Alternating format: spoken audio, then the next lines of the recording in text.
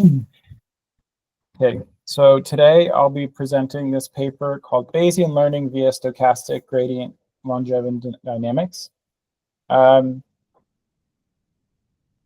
Before I start presenting this paper, one thing is that we're having an increasingly difficult time getting people to present papers. And so it's hard to keep up the presenting every week. But I think we can do it. I'm just going to change the format a little bit because basically the only person who's going to be able to present every week is me. Unless anyone wants to volunteer to present a paper, which I'm happy to like for you to do. So what I'm actually going to do is instead of presenting like a new topic every week, which I think is, at least for me, it's quite hard because I feel like I don't get to go into the level of depth I would like. I'm going to start choosing like a paper such as this one, and each week either present some, like this week I'm presenting parts of the paper, but next week or the week after, because I think that next week, because we don't have anyone set lined up, I'll probably present one of the papers cited by this paper, or some of the mathematical concepts that I wasn't familiar with from this paper. And I'm guessing that I could probably stretch that out for about like 6 weeks. I'm hoping that you find it interesting. It's trying to go over more of the fundamentals of the work we're doing, or like the material. We'll see. This is an experiment, and if you guys don't like it or you want me to stop presenting on this topic, you can tell me. But with that being said, the reason why I chose this paper is because one phrase I see in papers every so often, which I know nothing about, is Langevin dynamics. And it's a concept from physics. If you look it up, or like the explanation everyone gives is it's like an equation that describes how pollen molecules move in water, I think. And it's been applied in a lot of different ways to machine learning. I think this is one of the original papers that proposes doing this using Langevin dynamics, and that's why I chose it. I don't know if anyone noticed, but this paper is 13 years old, which in like in machine learning time is like very, very old. But I actually thought this paper is quite well written and nice to read. So yeah, the overall hope for going through this paper and then the subsequent ones is to give you guys a familiarity with Langevin dynamics and how it and specifically how it can be applied to machine learning, because I think that it's used in a lot of different areas, and if I tried to go to all of them, I would just it's casting too wide a net. This paper was also written by Max Welling, and if you guys don't know him, he's very, very famous for writing the first paper on variational autoencoders. That's where he became famous. This is a paper that precedes that, but he's a big voice in machine learning, especially as it applies to the sciences. And the idea behind this paper is trying to marry two techniques. One is stochastic optimization, and the other one is Langevin dynamics. With the idea that you can, the main problem that they're approaching is that you can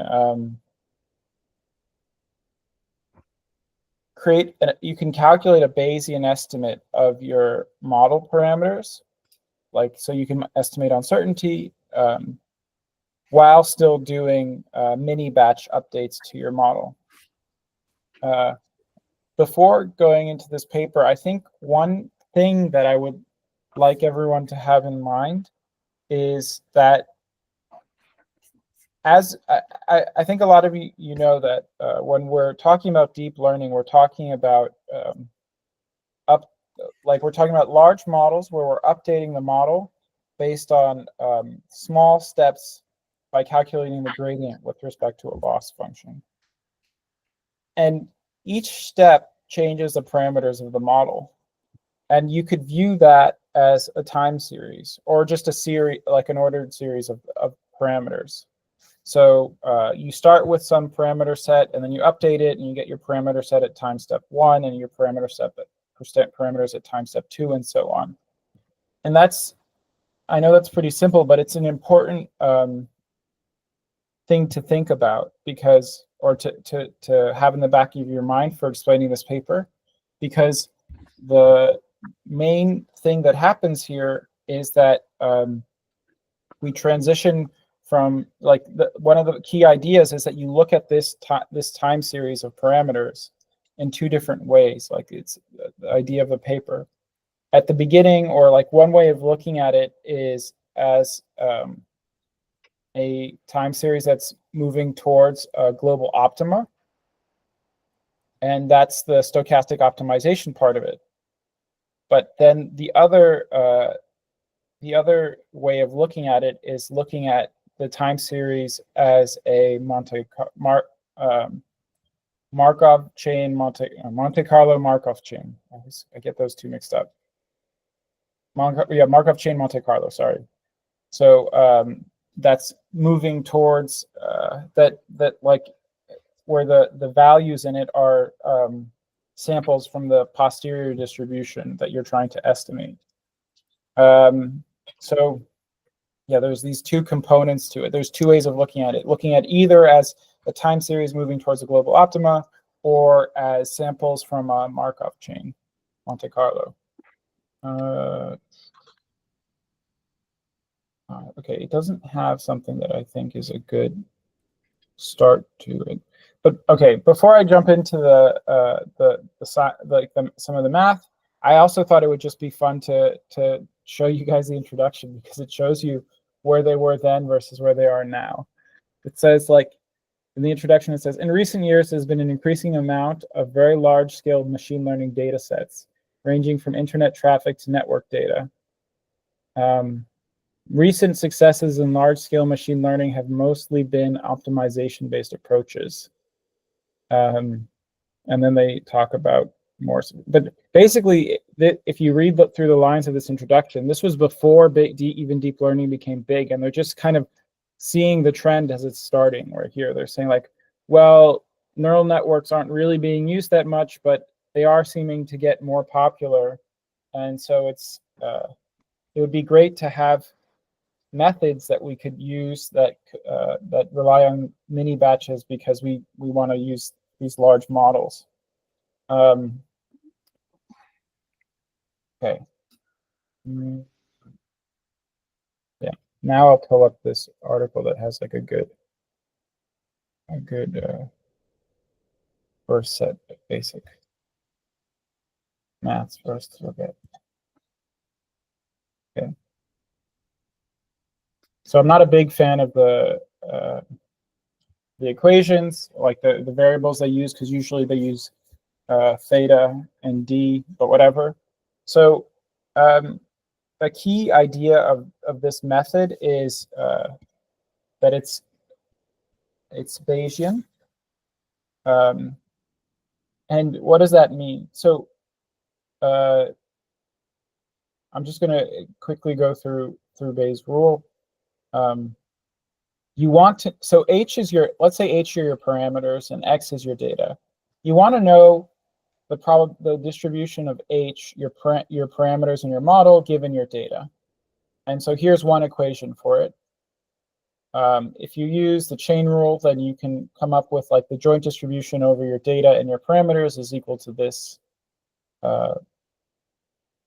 these two terms multiplied by each other, which gives you this thing over here, which is the likelihood of your parameters times this conditional over the likelihood of your parameter, the likelihood of the data given your parameters divided by the likelihood of the data. And so we don't know, usually we don't know what the likelihood of the data is that we've observed. We assume that it's IID, but we don't know exactly what that likelihood is. And so instead, you get this, which this A is supposed to be proportional to, meaning that you're saying, like, okay, the likelihood of the parameters given the data is proportional to the likelihood of the parameters times the conditional likelihood of the data given the parameters. And And so we're trying to we want to know what this is, but we don't know what these are. I'm sorry, we know what these are, but we don't know what P of X is. We just know that they're proportional. And that's where Markov chain Monte Carlo comes in, and specifically Langevin dynamics, because that's one way of solving this for this over here.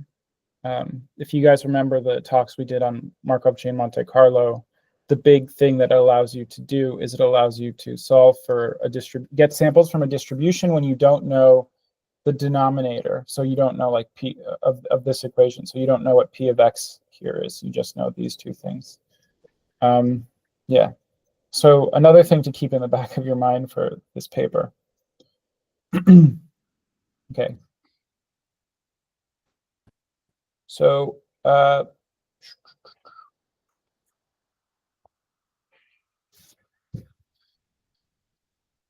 again, there's two things that are being combined here. One is stochastic optimization, stochastic gradient descent, and the other one is Langevin dynamics, but more specifically Bayesian methods to learning a model. And so I just want to point, in the introduction, they point out like the value of both. So first they talk about stochastic optimization, and it says these algorithms process small batches of data at each iteration, updating model parameters by taking small gradient steps in a cost function. And they even give this like setting that I've never heard of. I haven't really seen before. I'm sure it probably exists, but I guess at that time it was more common, where like one way of feeding in small amounts of data was often these algorithms are run in an online setting where the data batches are discarded after processing and only one pass through the data is performed, reducing memory requirements drastically. So this would be a setting where you just like, so you could use stochastic optimization in the sense where you're just like drip feeding in data to your model to learn the task. Yeah. I think this one also pertains to the training methods that were used sort of at that time, which is there weren't as many methods for, let's say, aggregating results across batches. So the assumption was that models are trained with the whole data set being in memory, so that would be the offline training, whereas online training would be the whatever they're mentioning here. Yeah. And so one thing they say is that in this new setting, like with these larger data sets where stochastic optimization works, something that's been left behind is Bayesian methods. And the main reason for that is because most Bayesian methods at that time require you to iterate over the whole data set to compute like the distribution over parameters that you're trying to get. So again, we're trying to calculate this value. In order to do that, you have to go over this whole data set, which is just not feasible or practical for very large data sets. But they say there's two benefits to Bayesian methods. One is that they capture uncertainty in the learned parameters, and the other is that they avoid overfitting. So the way that we'll go through it later because they actually say it later on. And so they're like, well, what can we find a way to combine the best of both worlds? Find something that works for small batches and something that also can allow us to estimate parameter uncertainty and avoid overfitting. And they argue that as models get larger and more complex, there will always be a need to quantify the amount of parameter uncertainty, which I feel like I didn't completely agree with, but I could see why it's true, if anyone has an idea about that. I have more of a question, like what is exactly meant by parameter uncertainty? Yeah, so the data that you have in your data set, it doesn't necessarily cover all of the possible cases for the tasks that you want to apply your model to, which means that you don't have a full idea of what the parameters of your model should be given your data. Or maybe there's even conflicting answers. Like there's conflict between the data. So unless you have like an infinite data set, there's always going to be uncertainty with respect to the parameters because you don't know which ones are best for the task. That makes sense. Yeah.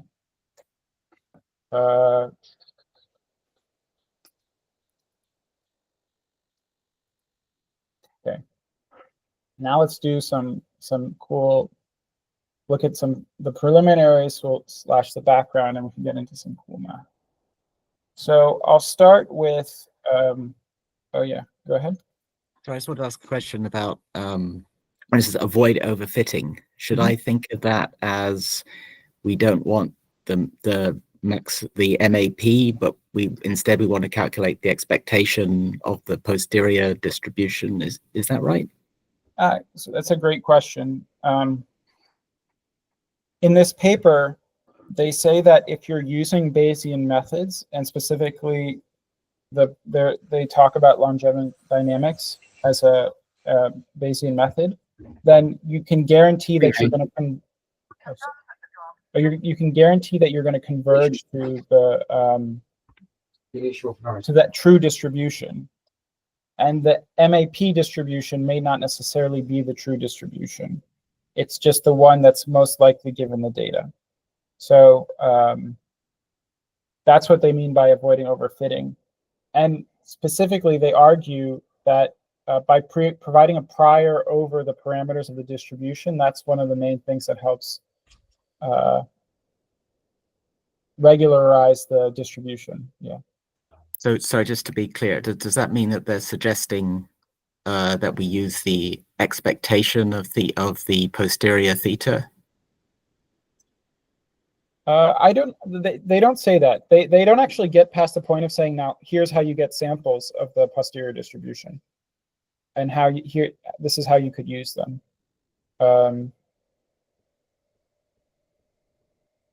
Yeah.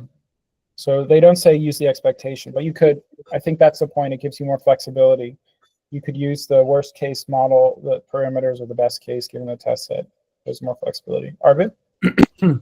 So yeah, just to iterate on that, I think the problem is that any function of theta is not necessarily super smooth, right? So what that means is that the MAP value might be the value of a function of that might look very, very different than from if you just sample it. And I think this method just gives you the samples that are, well, or claim to be the true posterior, which is something we can discuss a bit later. But a good example of where that is the case is, I think, in nature, when you look at gas, if you look at the most likely energy of a gas molecule would be 0. Yet it's that would be your MAP value, if you will, but the typical gas molecule does have finite energy just because there are more ways of aligning energy in a molecule than don't, and so that's why the reason is why we have air pressure and makes us live. So it's yeah, it can be quite different, even though you would think that if they are close in parameter space that they are very, very similar, but that's not always the case. Yeah, I think I was just a bit confused, like in practice, when maybe I'm thinking too much about neural networks, but like in practice, what parameter do they suggest using for the final model, or are they suggesting we use an ensemble of models at inference?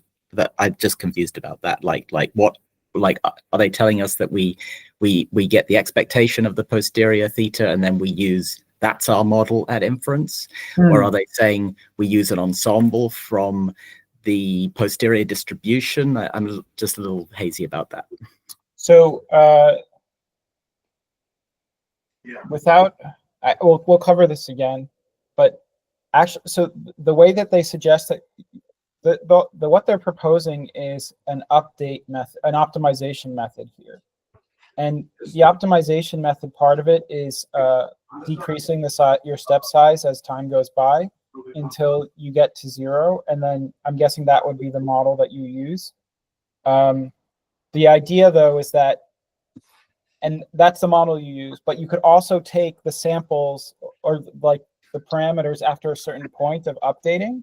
and use those as samples and calculate like Bayesian statistics about the model off of it.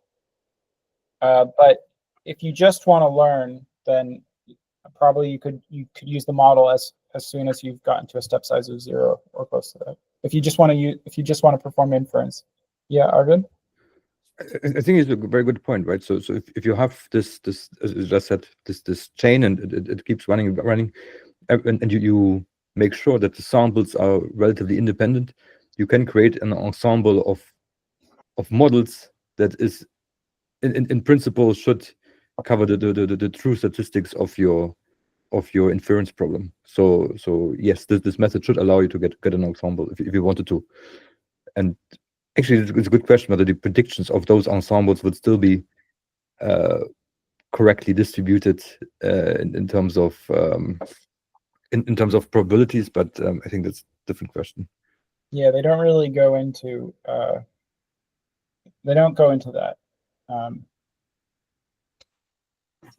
So the preliminaries, 2 different methods that they're combining. One is stochastic optimization, which and the basic idea of stochastic optimization is that you define likelihood functions for your prior over your parameters, which is p of theta, and then a conditional likelihood function, so which is like the likelihood of some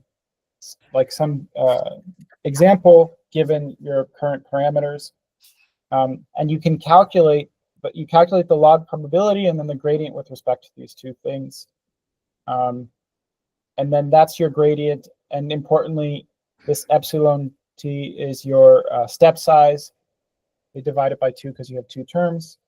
And so this might look a little bit different than what the loss functions we're used to, because usually the loss functions aren't explicitly telling you that they're probability distributions, but they're always probability distributions, even like MSE. And the big thing here is just that it's a mini batch. So n is smaller than big N. So big N is the size of your data set, and little n is the size of your mini batch. And so you're calculating you're only calculating your gradient with respect to your mini batch. And one thing you can see here is that you're multiplying this this gradient basically. First, you're calculating the average gradient for this mini batch, which is this sum divided by little n, and then you're multiplying it by big N. And so the idea that you're hoping for is that the gradient over the entire, like the average gradient over the entire data set is equal to the gradient of the mini batch, which is like a fundamental assumption that we make in machine learning when we use any form of stochastic gradient descent. And in order for this to converge to your MAP estimate, your maximum a priori estimate,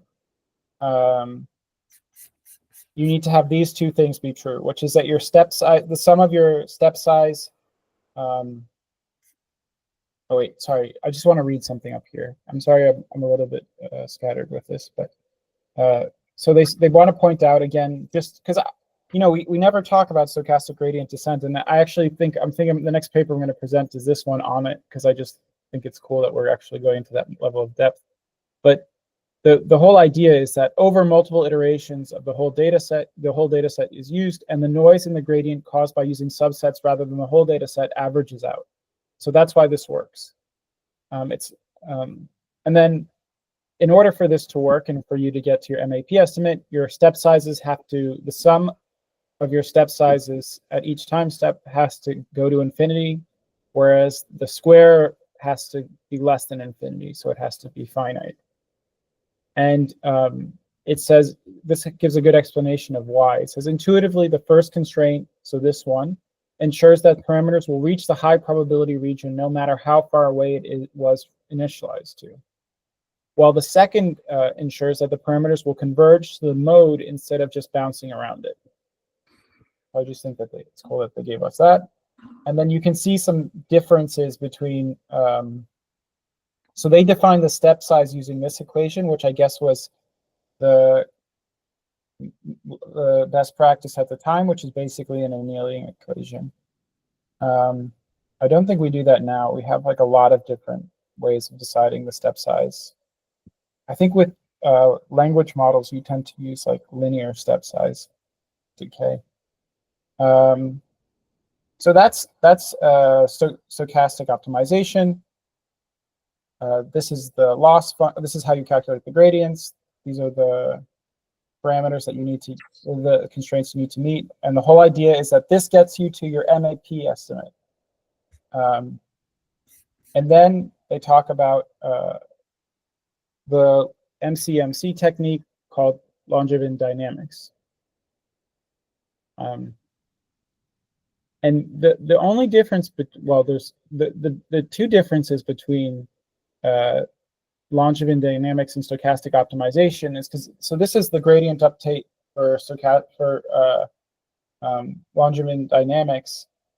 The main thing is that you have to calculate. You can see here that this is big N instead of little n. So you have to calculate the gradient of every single point in your data set.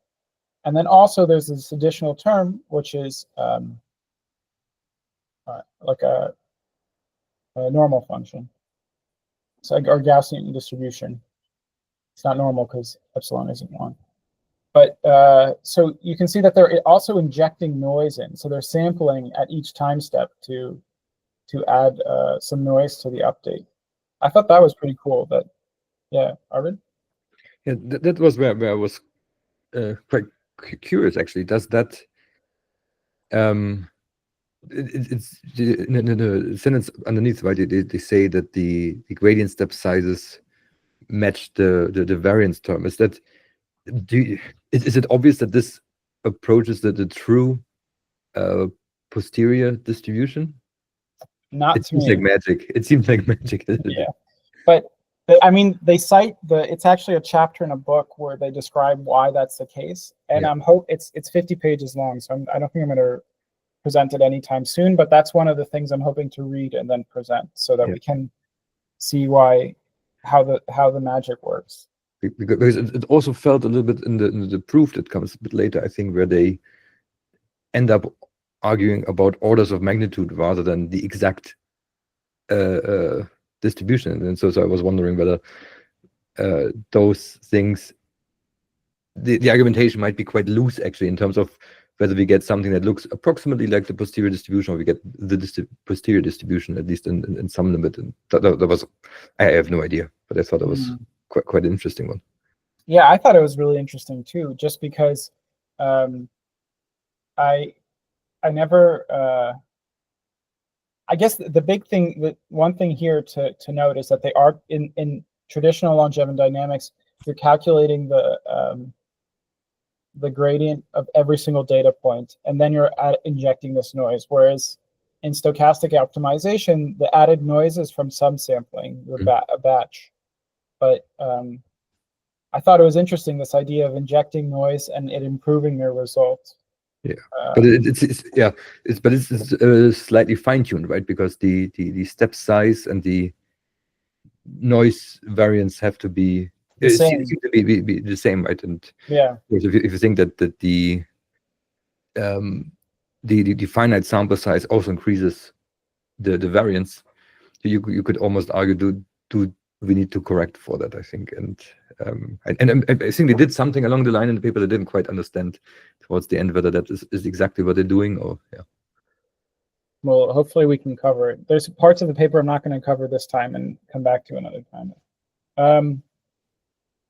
So it says over here, Langevin dynamics is motivated and originally derived as a discretization of a stochastic differential equation whose equilibrium is a posterior distribution. And they also say later on, interestingly, as we decrease epsilon, the discretization error decreases as well, so the rejection rate approaches 0. For those who are maybe a little bit fuzzy on how MCMC works, is you take your previous sample and you use it to create a distribution that you sample from, and you get a new sample. And then you score that new sample, I think, compared to the previous one. And if it's has a higher score, you accept that sample, and if it has a lower score, then you reject it. But one key thing here in later on in the method that they're proposing is that they don't want to have to calculate this accept reject, whether to accept or reject samples.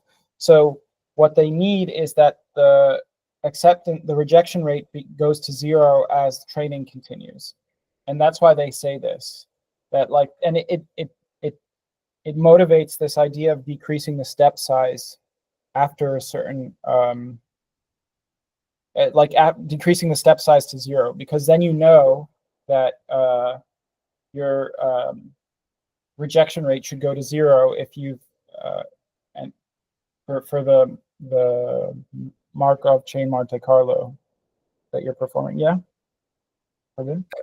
Another question. I was not quite sure. When you say we use scores to accept or reject, is that the score relative to the model at sigma t? So we sort of we sample. Yeah, we sample sigma t, but against what do we score it? I think you score it against the previous sample. But isn't that just a number like theta t -1, say? Yeah. So I have a good YouTube video on this, but I don't remember it exactly. It's something along the lines if you calculate odds ratios for each sample, and it's like the ratio of the and if the odds ratios are of one is higher than the other, then you accept. But and it has the sigma and the x correlate, right? So it must be something like the total log probability or likelihood of the sample and the other sample, maybe. Yeah, something along those lines. Cool. Thank you. I'm just going to put that as a note as something to possibly accept. It's something to possibly go over, because I did not give you a good explanation. Okay, and down at the end of the section, they finally say, however, to the main the contribution of this paper is they show you how to use MCMC methods without having to go through the entire data set at every iteration. So that's the big idea. So here's where they introduce their equation over here: stochastic gradient Langevin dynamics. And it's very similar to the optimization method that we talked about, to stochastic optimization. The only difference is that you have this e to t term, and it's using the step size epsilon t as its variance. And then, so it's different than stochastic optimization because it has this term, and it's different than Langevin dynamics because instead of calculating over the entire data set, you calculate over a mini batch. And they argue that their method is the best of both worlds, because what it does is it allows you to average out noise over time when you're even though you're decreasing the step size, and then at the same time have a rejection rate that goes to 0 over time, so that you get to the point where all of your samples are samples from the posterior distribution. Okay.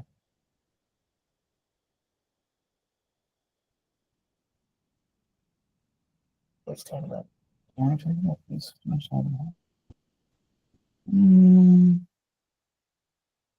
Yeah, I'll give it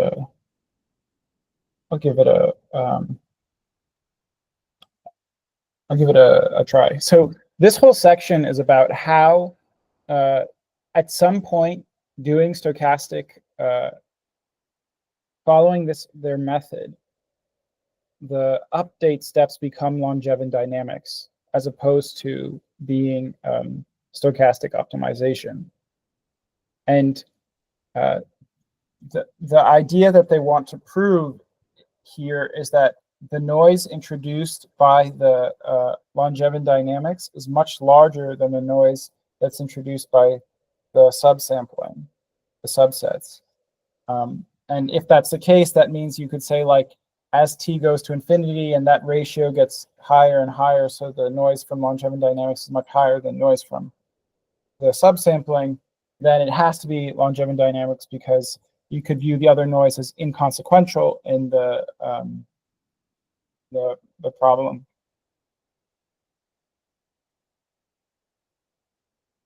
I'm not going to go through the proof, but essentially, this is if you start here, it's basic. Unless Arvid, I don't know if you had a question about this part here, but yeah, this is it's more the question of whether the sort of fine tuning that seems to be necessary to get the true posterior, whether that is actually not getting lost in this proof. Because the way I understood, I think they argue with orders of magnitude, where they just say, okay, one goes faster to zero than the other, right? Yeah. So it's you can sort of ignore it within reason, but that I wonder whether that still means that we get a true posterior out of it, or whether it just means we get something that's maybe proportional to it, or actually proportional doesn't even make sense, but anything that could have twice the variance. 2 times epsilon is still proportional epsilon, so the order would still be the same, but it might be a different distribution from the true posterior. I don't know. I have no idea.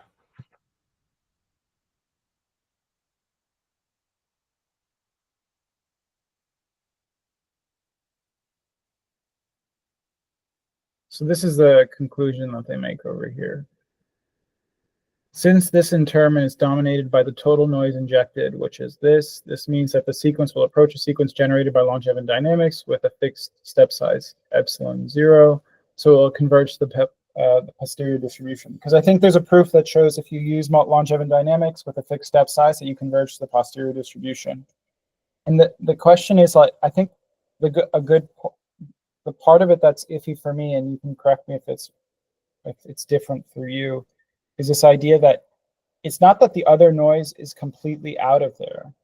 And also, it's not as if you're actually using a fixed step size, but maybe that doesn't matter from their perspective.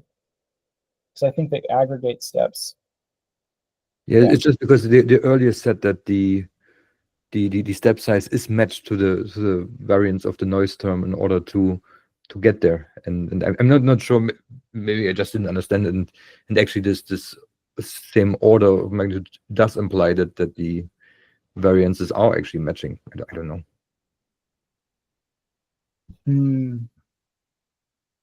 You mean the variance of the posterior or the variance of the well, the variance of the noise, right? So the variance of the noise intuitively should at least have some factor in how far away from your MAP do you move away on average. Say if your true posterior is a Gaussian, right? So then the your MAP is essentially the mode, right? And you would expect that if I have the same dynamics, but I add noise with a higher variance, that on average, even though the gradient term will always pull it back to the MAP, but the noise sort of pushes it outward a little bit, and the more noise I inject, I would expect that the distribution that comes out of it grows a bit bigger, and so that would suggest that it's not really the actual posterior distribution, but rather something that looks approximately maybe like it if the parameters are not too crazy off. Yeah, I see what you're saying. I'm hoping, let me read through that. I don't know when, but I guarantee it's going to happen before I finish talking about this paper over paper clubs. Let me read the paper on the actual Langevin dynamics and see if it answers this question. Yeah, thank you. Yeah.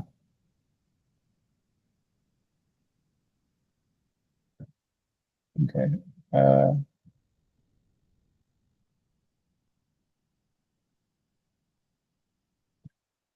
One thing they do point out about this whole thing is that a disadvantage of their method is that to guarantee the algorithm is working, it's important to decrease the step size to 0 so that the mixing rate of the algorithm will slow down with increasing number of iterations. And so what they do is that to address this, we keep the step size constant once it is decreased below a critical level where the Metropolis-Hastings rejection rate is considered negligible, and use this algorithm for burn-in, but switch to a different MC algorithm that makes efficient use of the whole data set later. So they point out that like one of the drawbacks of their algorithm is that it actually is kind of hard to use it in a Bayesian way where you're getting samples of the posterior distribution because they're decreasing the step size over time. And that, yeah. Sorry, it's me again. Yeah, I was also wondering whether that actually means practically it might be becoming problematic when you have a very multimodal model or posterior, where because of the step size, even if it's small, if the modes are far enough away, there's practically no chance of it jumping from one to the other. And while the acceptance rate might still be high, you still will in the long run only explore one of the modes, right? And you actually see that in some of the experiments. So yeah, it is possible. Cool. Thank you.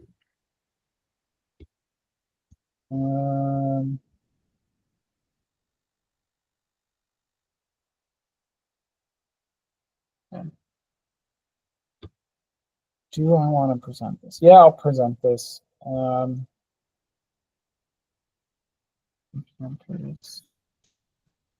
you know what I'll do? I'll just present like quickly present some of the results, and because we're going to come back to this paper again. So I'll just present some results that are based on the part of the paper that we've presented, which is their stochastic optimization with Langevin dynamics. That's what the first 5.1 and 5.2 are about. So 5.1 is a simple demonstration where they have this pretty complicated mixture of Gaussians. Excuse me. They sample like the parameter theta1 from this distribution and then theta2 from this distribution, but then their data is from a distribution where from this distribution over here. And they choose these parameters, these values. And the interesting point about this is that, I mean, obviously it creates a distribution with two modes. And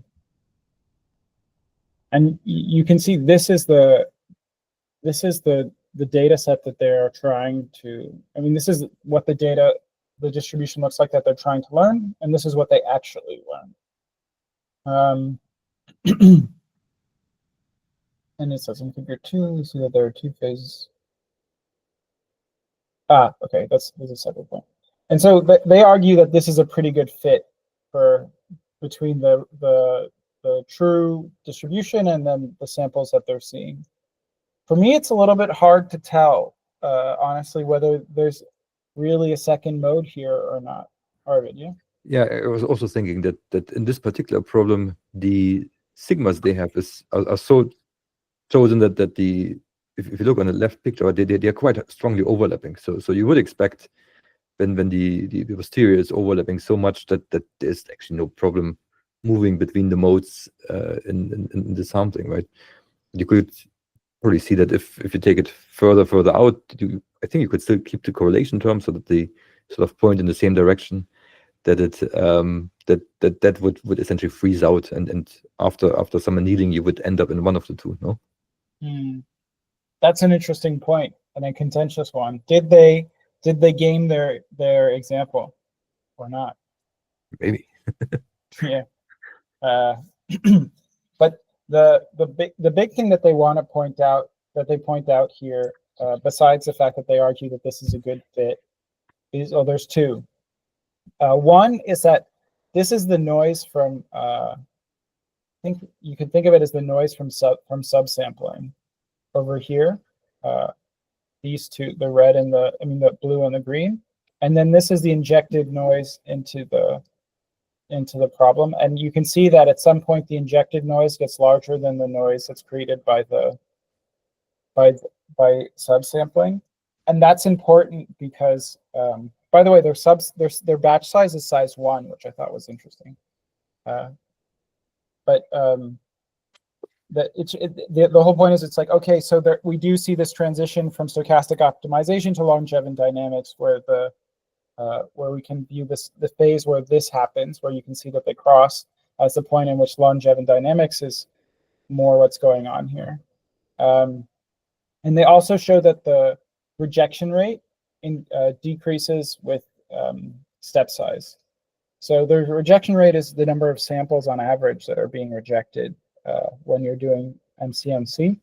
And you want it to be as close to 0 as possible, so you don't have to actually do any rejection. And so they show that the rejection rate decreases with step size, which means that as they get closer to finishing their optimization, the model is doing what they want it to do, which is Langevin dynamics with a very low rejection rate, so you can just treat samples as part of the posterior distribution. Then they apply, the second thing they do is they apply their method to a logistic regression problem, and they use this A98 distribution, data set. Okay. And in figure 3 is the results for that. So the dotted lines are the variance, and the blue dotted lines are the variance, and the normal blue line is the actual performance over 50 runs. And they have to do 10. They train the model for 10 epochs. And so what they argue is that although the likelihood this is the likelihood, the average log joint probability per data item. Although the likelihood takes about 10 epochs to converge, or 10 iterations, the accuracy converges much quicker, and they argue that that means that their method is good and works well. And then the red dotted line, I think, is like, what does it say it is? It's like a,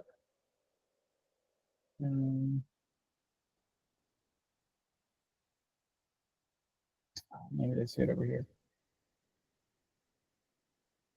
But red dashed line shows the accuracy after 10 iterations. One thing I was thinking here is I really wish they had done some kind of baseline, right? Maybe that they feel, I guess maybe this paper is truly a proof of concept and not really trying to show that it's more competitive than any other approach. But yeah, I was thinking I would like to see how this optimize, like, why not just do normal stochastic optimization and see how that compares to this? But anyway, they didn't do that.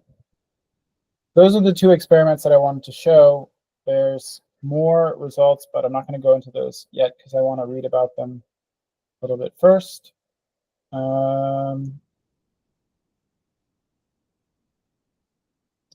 So I'll just finish up by saying, so the whole idea behind this is that they showed a way to do to optimize a model in a way that you can actually get samples of its posterior distribution, or like samples of the possible models that could come from this data, by just doing mini batch gradient descent. And that has the benefits of that you can use Bayesian methods with it. Obviously, it hasn't really stood the test of time, but maybe that's just because it got lost in everything else. I'm wondering if we'll start seeing more Bayesian methods, or if maybe this approach just really doesn't yield any fruit, and that's why we haven't seen it again. Yeah, and interested to hear anyone's opinion. Also, I think the next paper I'm going to present from here is the one that's on stochastic optimization, pure stochastic optimization, just because it would be cool to see the theoretical guarantees that underlie like all of machine learning today, basically. Yeah, any comments, any thoughts? Yeah, I was just thinking that when you at the beginning you talked about this being sort of an older paradigm, and I was thinking of the the two Chris Bishop books on machine learning. The one in 2006, which was all about Bayesian methods, and then the more recent one from 1 or 2 years ago, where he's moved to neural networks, and it seemed that this paper is in that sort of perhaps older paradigm, and I was wondering if perhaps one of the reasons it's fallen out of fashion is to do with the sort of properties of neural networks that have been discovered that yield these sort of surprising results. And we have over the last couple of years, people have been working on some of the maths to try and understand why neural networks have these very surprising properties. And I guess my question would be, does that explain why we're not seeing Bayesian here, because of these surprising properties of neural networks that perhaps we didn't know about in 2011? Yeah, it could be. Pardon? What wasn't it that when they found that dropout training also gives you proper normalized posteriors, that is just slightly easier to do, and you might not run into these problems of multimodal things. Of course, you don't necessarily then look at the distribution of the parameters, but the model outputs should be proper Bayesian posterior or predictions, at least, I think. So that's why it just sort of became maybe slightly redundant, but it's not wrong, right? Yeah, I mean, I think you have these results I was thinking of, for example, about results about infinitely wide neural networks approximating Gaussian processes and things like that, which... But is that's dropout. Yeah, but is that the same thing? As in that, does it guarantee you proper posteriors? Well, yeah, because it's just the Gaussian then, right? I think it uses the same logic that this one uses, which is like a Gaussian process can approximate a posterior perfectly. So I can show that this is a Gaussian process when it's infinitely wide. So it can approximate a posterior. Yeah. Yeah. But it's just not guaranteed that is actually the posterior of the particular problem you have, right? I think. Yeah, I'm not sure. I mean, there's a whole range of results that have been found that explain sort of surprising properties of neural networks. So there's more a question mark around that for me. One thing that I'll say, though, is that based on everything I've heard from more than one person who I consider an expert in the field, when someone wants to perform Bayesian methods, the preferred method is to use an ensemble, because where you literally train multiple different models. And that I think the main reason is because for some reason, for example, even the dropout method, when you use dropout and you use it to estimate the parameters of the model, the variation that you see in the output is much smaller than if you were to use an ensemble. And that suggests that you're not actually getting a good you're not getting a good Bayesian estimate using dropout, because the variation that it's supposed to capture is as if you were training multiple different models. It's like the variation you see from the ensembles should be the dropout. And I could see that being the case for this as well.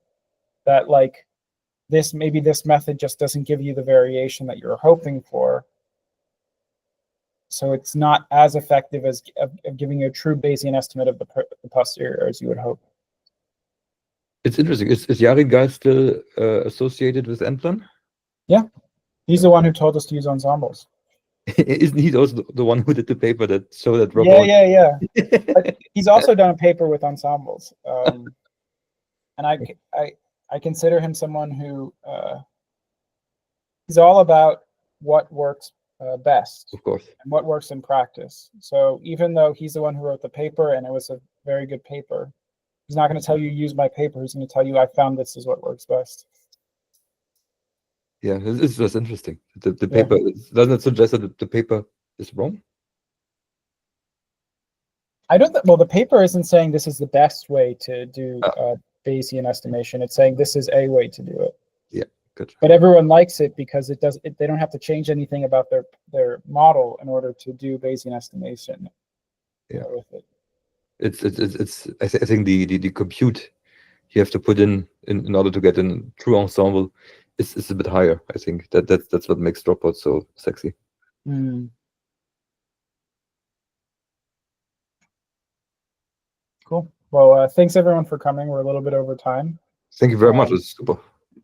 Great. Very good paper. Thank you.